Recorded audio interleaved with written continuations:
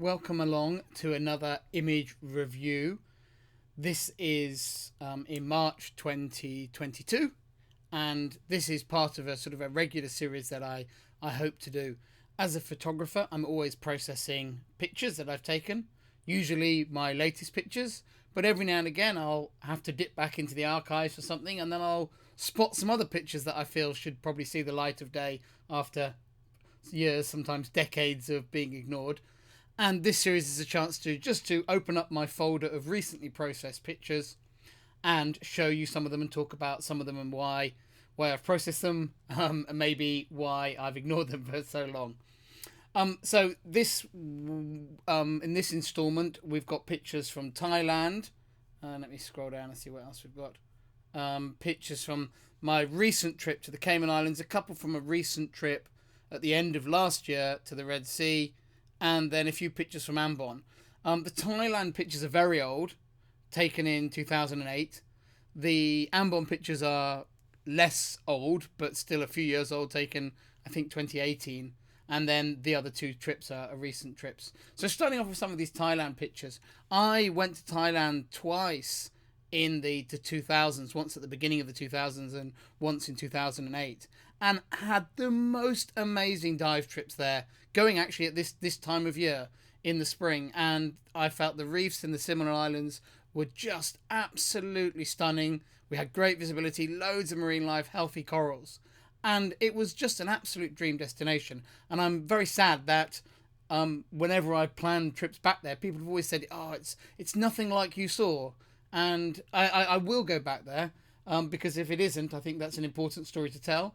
And maybe it is, but it's just you need to find the right places to aim your camera. So I'm just going to run through some of the pictures.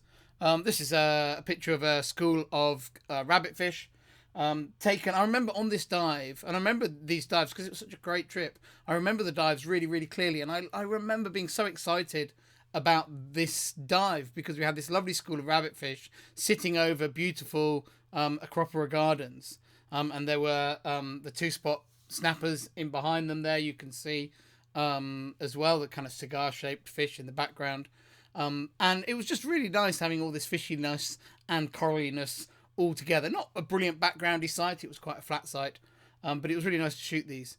At the time, a lot of these pictures were a little bit blue, and what's great is with modern processing, it's so easy to white balance them and bring the colours out. So I think that's probably why this one was ignored for so long. What else have we got? Well, we've got the second picture here. You should see which ones I'm highlighting. This is one of the anemone fish that's endemic to that area, the Ephipium anemone fish, I think they're called. They're just kind of these orange anemone fish, and particularly when they're young, they're completely orange. They're an anemone fish that doesn't have any white stripes on it, which I always think is really cool, and only found in this area. So it's always nice to process one of these out. I processed quite a few of these back in the time, but this was just a nice little portrait, lots of nice detail in it. One thing I would mention is that these pictures, these Thailand pictures, I shot them with a 12 megapixel Nikon D2X, the camera I was using at the time. And these they've obviously now been processed with the benefit of super resolution in Photoshop, so they're now actually 48 megapixel files, which is really, so that makes, and what's amazing is how well the pictures stand up to that up-resing, and create really sort of modern feeling pictures. This is quite a nice nudibranch that's I've only seen in that area. These Reticulide nudibranchs are pretty rarely seen. They don't do a lot, and they usually live a bit like Philedia type nudibranchs, Philid nudibranchs, kind of in not always very interesting places, and this one wasn't. But with the single strobe lighting this on the side, I think it's enabled it to be isolated a bit from the background, and create quite a nice image. But this type of nudibranch is quite a cool looking nudibranch, and not one that, in all the years of diving, I've really seen much of since. So yeah, nice. That's why I was kind of processed that one out. Just the next one is a pretty ordinary. Oh, I've pressed the wrong button and opened it in Photoshop, which is never a good idea. Rather than just showing them in the preview in Bridge, which I'm browsing them in here. Just a typical striped triple fin. Actually, I need to check the species on this because I think there is a different species in the Indian Ocean. There certainly is in the Maldives, and I can't remember where it crosses over into the the Indonesian species, where the two species boundary. They're very similar looking. And in fact, that's true of this nudibranch as well. This is a Goniobranchus geminus, I think. I have to check my IDs when I do the captions for these. And it's that kind of similar to the Goniobranchus kunii, which is a very well-known nudibranch that looks quite like this. Also quite similar to Goniobranchus leopardus, which is another nudibranch. There's kind of a number of species that are quite easy to confuse. I think there's another one in the Maldives as well that's kind of part of this. I don't know whether if the geminus name is to do with the fact it's kind of a twin species, differentiated, I guess, by being an Indian Ocean specialist rather than the same one that extends across Southeast Asia into that kind of coral triangle area. But it's kind of a handsome beast, so I thought I'd process it out. This scorpionfish, this was actually taken on my first dive ever trying a mini dome. And this was before there were any commercial mini domes available. And the trip that this was on was organised by Peter Scoons, who was the founder of the British Society of Underwater Photographers, and at this time was also a major cameraman for the BBC and filmed, was their kind of top underwater cameraman for the original Blue Planet and many of the big series around that time. And this was a charter he organised for his filming, and to make it cost effective for him, opened up the other spaces on the boat for stills photographers, who he knew would stay out of his way, wouldn't be competing for his video subjects. Anyway, he had built a custom mini dome for his housing, and I have to say it didn't fit my housing very well, and it was quite leaky, and in fact it nearly flooded my housing using it, which would have been a disaster. But thankfully I spotted it leaking as I was descending on the dive, surfaced, and managed to save my camera. But this was my first time trying a mini dome underwater, which was really interesting to try, and allowed me to get this kind of beginning to get towards wide angle macro-y type portrait of a scorpionfish. And you can see this is shot up res to 48 megapixel from that original 12 megapixel file. And yeah, okay, it's not absolutely perfect in being a wide angle picture taken through a homemade acrylic dome port, but there's very good edge definition zoomed all the way in at 48 megapixel in the bridge preview. I wasn't even opening the full file. Next is a picture of me. The amusing thing for me in this one anyway, is that I've actually got a little bit of hair, although not very much back then, even though it was a long time ago. I've never had a lot of hair. And maybe that wrasse there is the reason why all my hair is now gone, with that wrasse plucking it away. These cleaner wrasse actually really enjoy cleaning divers, and I've had a number of photos of them in my ear, but I thought I'd save. It was just funny to have one of those. Quite like old pictures of me. One of my favourite fish are these beautiful leather jackets. These are the Indian Ocean forms. I more typically photograph the, I think, slightly more interesting but slightly less attractive variety. That's the Red Sea endemic. And I've got lots of pictures of the Red Sea ones, but not so many of these. With the coral loss across the Indian Ocean, these fish, you don't see them quite as much as you used to. The coral loss as a result of bleaching events across places like the Maldives, across places like Thailand. And these species, we used to be so very abundant in the Indian Ocean. You don't see them as much now. But such a handsome fish.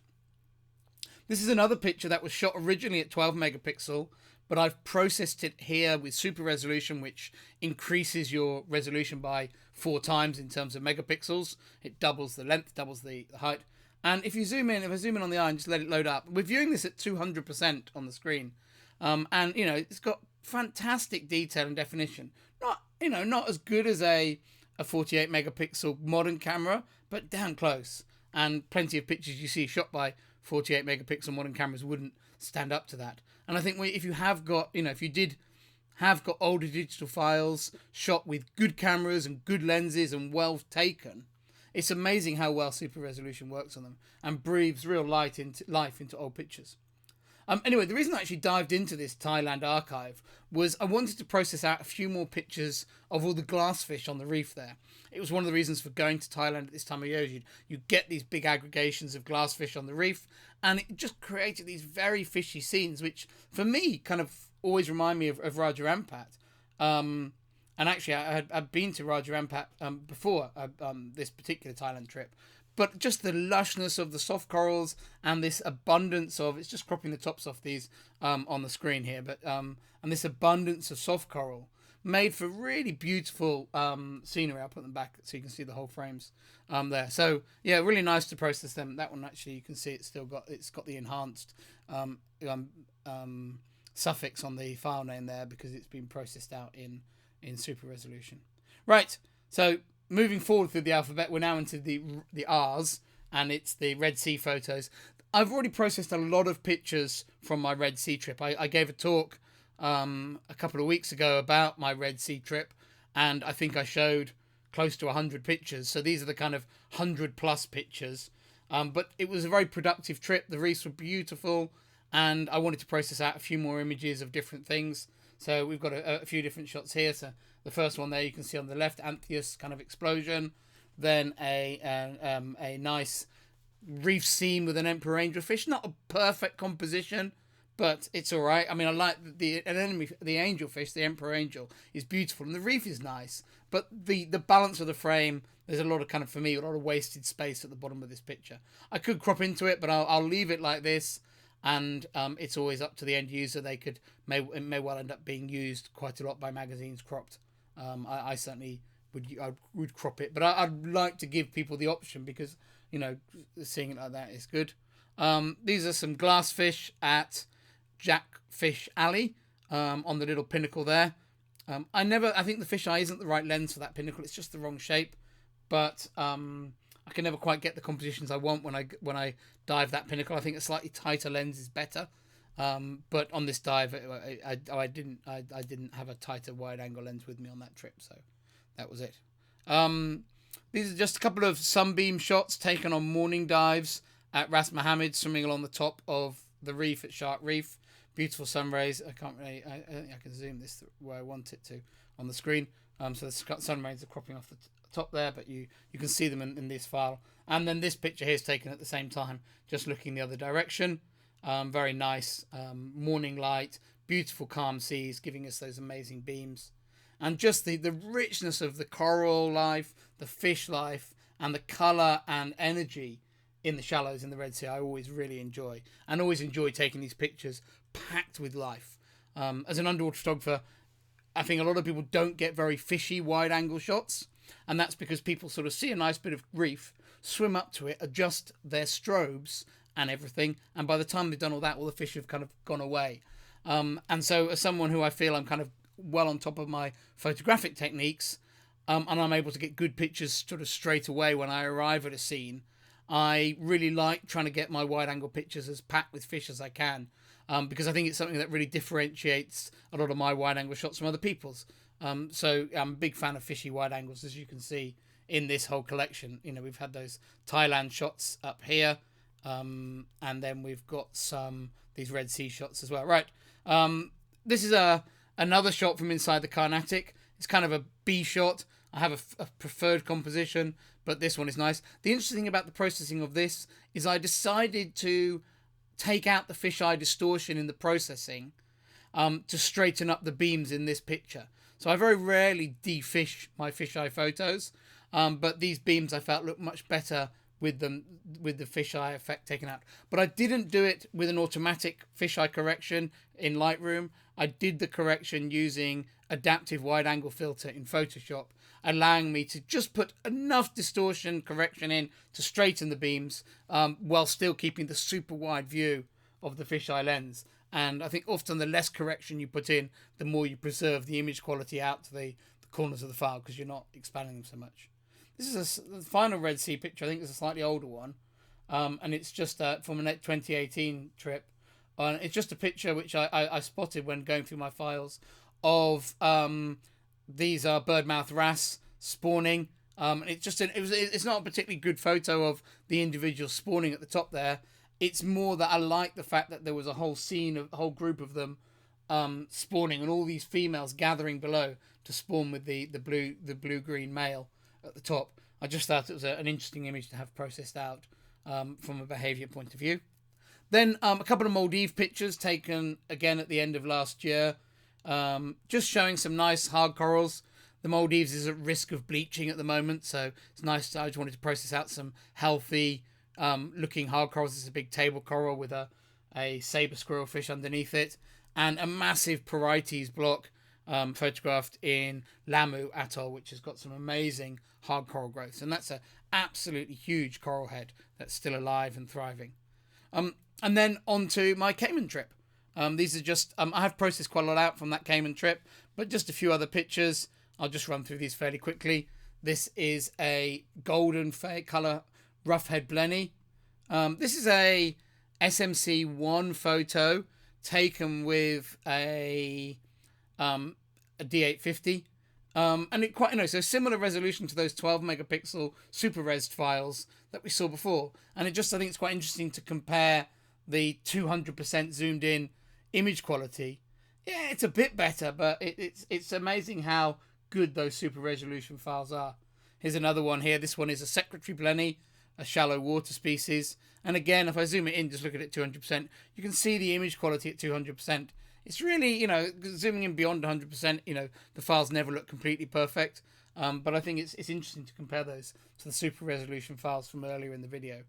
And then this third one is we've had the rough head blenny, we've had the secretary blenny, and this is a spiny head blenny. Here, this is a standard macro shot, not taken with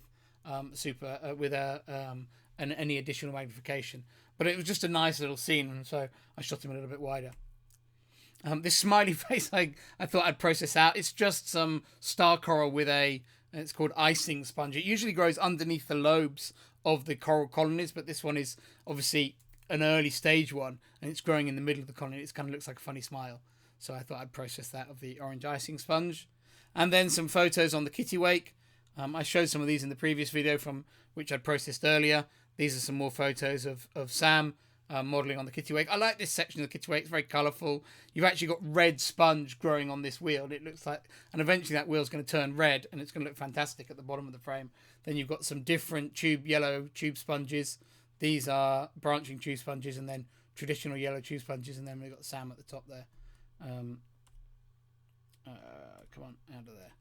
Then a couple more shots of the bow. There's just a picture of Sam swimming past the bow. This is photographed from the reef, looking back at the kittiwake. It wasn't as clear a day as ideal on this day for this type of shot. You can see both these shots are just a little bit murky. They're taken on the same dive. And then a little bit more Cayman macro.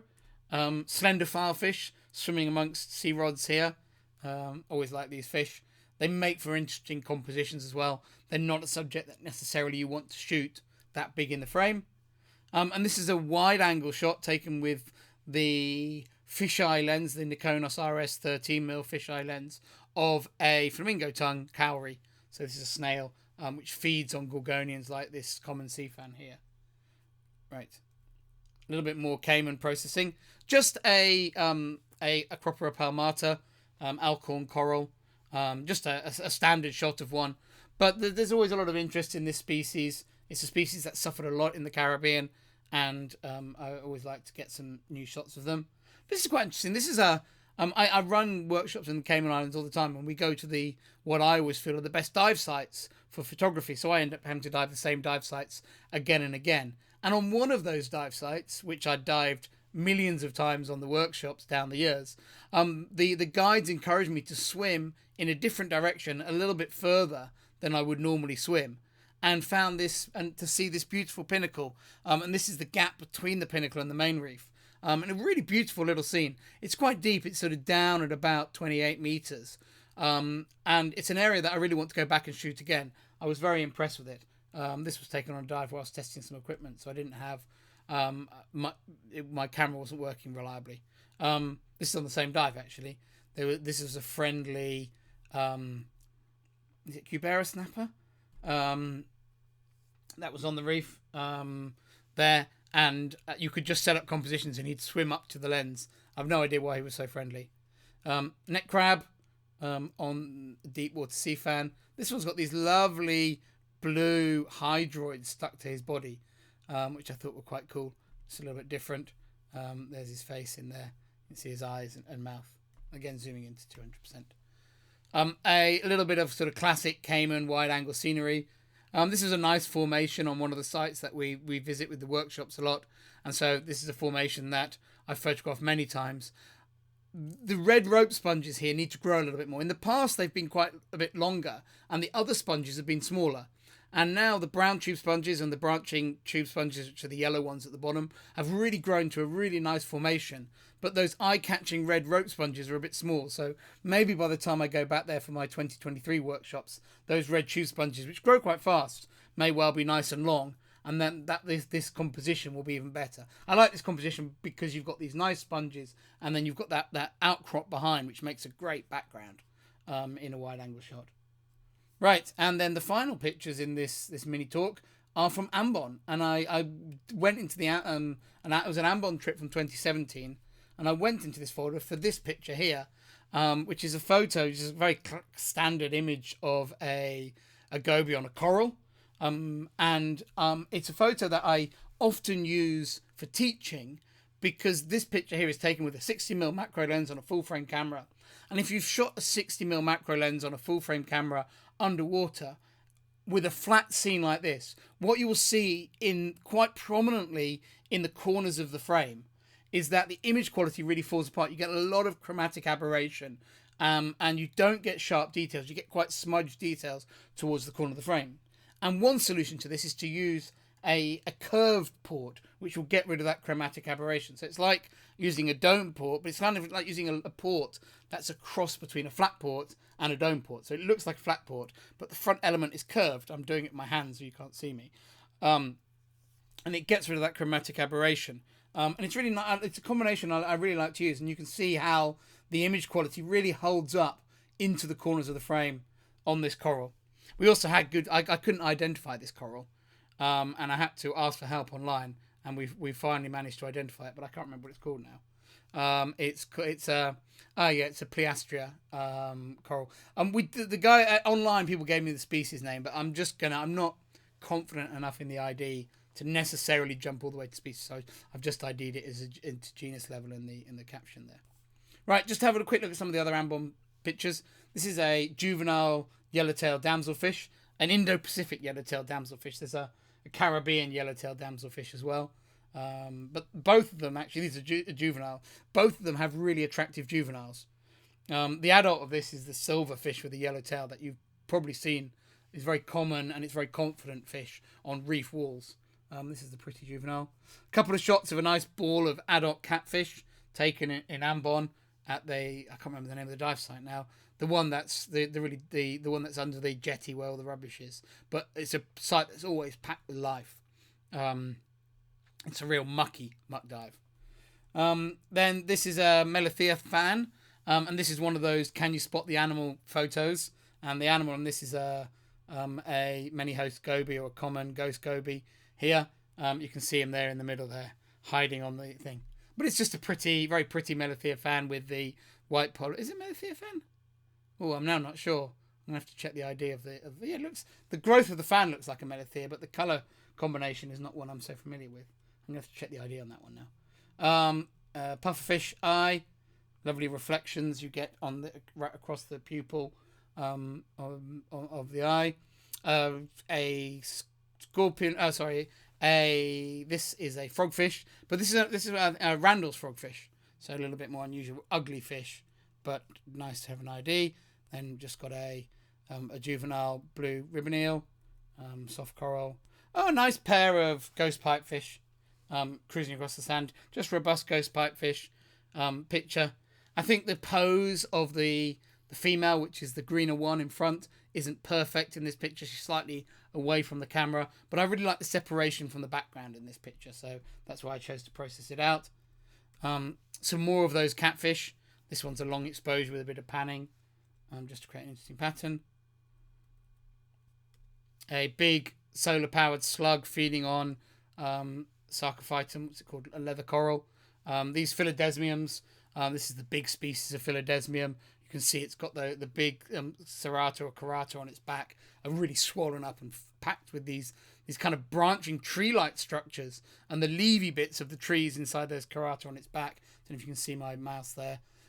Those are where the photosynthetic algae end up. There's also a cowrie here that's also feeding on this tiny little leather coral that's not probably going to survive this attack being so small. Oh, I could have zoomed in and showed you the things on the carata. You can see this kind of tree-like structure inside, and then the the algae get concentrated in that the nudibranch's eaten from the leather coral.